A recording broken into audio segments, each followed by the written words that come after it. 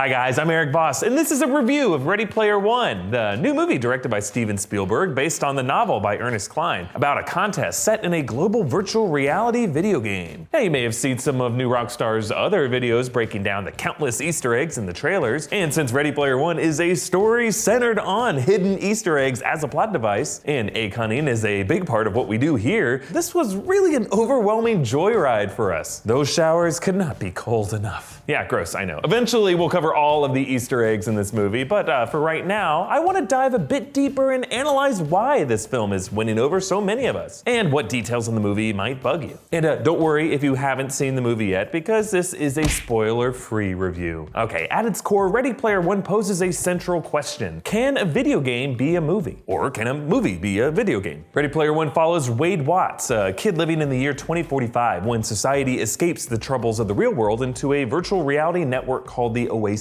It was created by an eccentric game designer named James Halliday, who after his death left a video will and testament teasing an Easter egg hidden somewhere in the Oasis that would grant control of his company and estate worth $500 billion. So Wade, going under the avatar Parzival, competes in various video game challenges to win keys that will reveal the final resting place of this egg. First of these challenges you've probably seen in the trailers. It's an impossible race through a VR version of New York with wrecking balls and King Kong and a T-Rex. By the way, this race was a new creation for the movie. The first challenge played out a lot differently in the book. Now, video games have specific rules to them that are different from movies and books, even when those stories are set in video game worlds. Video games must balance user interaction with narrative. The experience of you exploring the world and searching and battling and killing and deciphering, that has to be the source of the thrills, while the narrative beats and the cutscenes are just bridges that get you to the next challenge. Movies, meanwhile, are obviously all cutscenes. Zero interaction, just a director's vision for a narrative for you to sit back and experience and react to. Now, of course, there have been more and more exceptions to this dividing line. A game like The Last of Us was arguably propelled more by its cinematic cutscenes and emotionally driven narrative. Meanwhile, a movie like Scott Pilgrim vs. the World used a video game aesthetic, structured with a series of bosses to be defeated and characters turning into coins when they're beaten. Ready Player One is trying to pull off that kind of crossover, but in a whole new way. It's a movie about gaming told in a way that evokes the same visual thrill, the detailed discovering joy,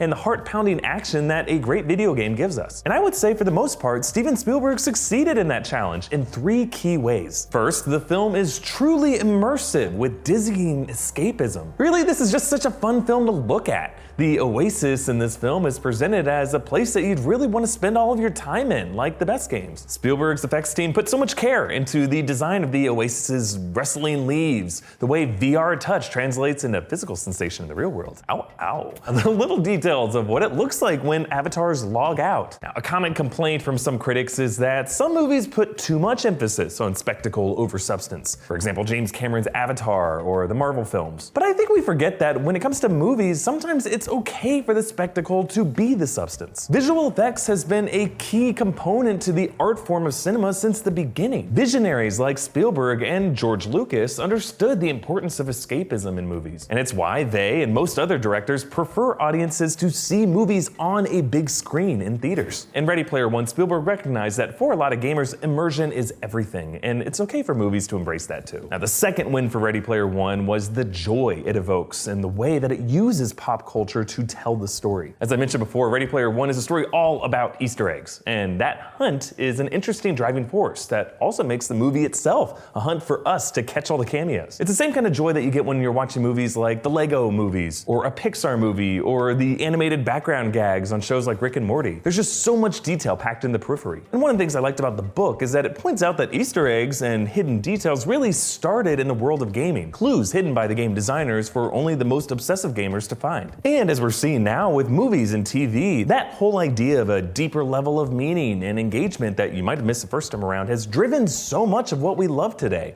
It's honestly why this YouTube channel exists. Now, the abundant pop culture nostalgia is actually one of the main criticisms for the novel and the movie's reference-y promotional campaign. Some have called it nostalgia porn, supplanting real storytelling and character development with fanboyism and what South Park would call member berries. Member Iron Giant? Member Buck Buckaroo Banzai? No, I don't remember Buckaroo Banzai. Like most 80s references, I just like pretend to know it. But while the book's connections to pop culture feel at times exhaustive, just list and list of nerd properties and beat for beat descriptions of 80s movies, Cline and Spielberg did a really effective job trimming that down in the movie to set decoration for humor in ways that advance the story. Specifically, there is one amazing sequence right in the middle of the movie that I will not spoil here, and I actually suggest you avoid written reviews so that you don't get spoiled because they're talking about it in a really annoying way. This sequence evokes nostalgia in such a surprising and interesting form. Honestly, one of my favorite movie moments ever. But like great video games, Ready Player One gives viewers two ways to enjoy the movie. A straightforward, engaging storyline for the normal viewer, and a world of secrets to dig up for the more obsessed viewer. And that leads us to the third success of Ready Player One. It's speed. While movies can typically alternate between fast and slow, and some movies are deliberately slow, which is totally fine, video games by their nature must be more thrill-based. And when a movie allows itself to be paced at breakneck speeds, the way games can be, that can lead to some very exciting results. Movies like Mad Max Fury Road and Baby Driver were essentially full movie-length chase sequences, and they were two of my favorite movies from recent years. They prove that the ride doesn't have to stop until the credits roll. Ready Player One has a similar pacing quality to it. Once the game begins, it doesn't really stop. One action sequence really just leads to the next. If anything, the movie's live action segments feel like cutscenes to the VR gameplay. And that leads me to one major gripe I have with the movie. As successful as Ready Player One is at producing excitement from watching gamers explore and battle and hunt for Easter eggs, it's just not that much fun to watch other people play video games. Look, I get it. Lots of people are into it. There are a ton of popular channels on YouTube and Twitch where people just watch great gamers do their thing and talk about it. But for me, there just isn't a whole lot of emotional stakes in watching an animated avatar remember something about an old Atari game, and that alone being the key to his success. And don't get me wrong, there can be stakes with avatars playing virtual games that represent real-life conflict. The movie War Games, which, by the way, plays a major role in the story of the Ready Player One book, stages its climax with an AI supercomputer playing tic-tac-toe with itself. And it works because the outcome of those games determines whether or not the world will get destroyed in nuclear war. The stakes are existential and dead serious. Also, movies like The Matrix and Inception and Avatar use a similar meta-level conceit where characters getting hurt in their avatar bodies doesn't necessarily mean they're dead. But for the most part, those movies do a really good job to link the avatar versions of the characters with their real bodies, and they keep us invested in the hero's literal safety. Now, Ready Player One does have a few powerful reminders of real-world stakes early on, but it kind of loses itself in video game action a little too much for me in the second half. It's kind of like watching a skilled gamer do a speed run. The victories just start to feel a little easy. In all great stories, we want to see a hero struggle and change, give up something that they love to achieve something that they didn't know they wanted but needed. So I would love to see a version of the Ready Player One book and movie where Wade Watts, Parzival, realizes his nerdy obsessions, while somewhat of a superpower, is also a flaw that holds him back, and that it takes more than an encyclopedic knowledge of a celebrity and pop culture to get ahead in life, or to do what Spielberg illustrated so well in his movies Close Encounters of the Third Kind. That obsession and dogged pursuit of the truth leaves one feeling incomplete and isolated from the world. That feels familiar.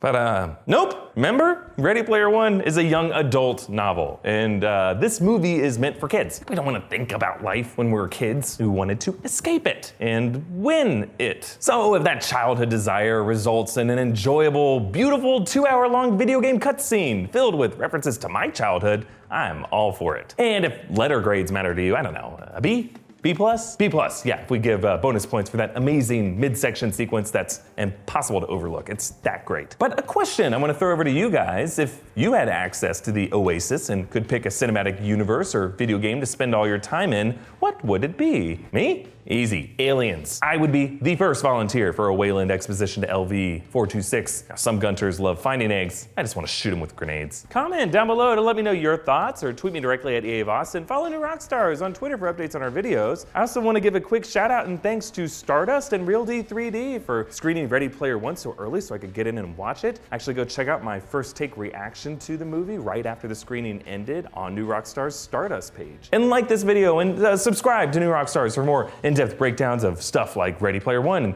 Stranger Things. Watch as I spend all of my time scouring all these nerd properties for every last one of these Easter eggs, so you can enjoy your time more. Bye.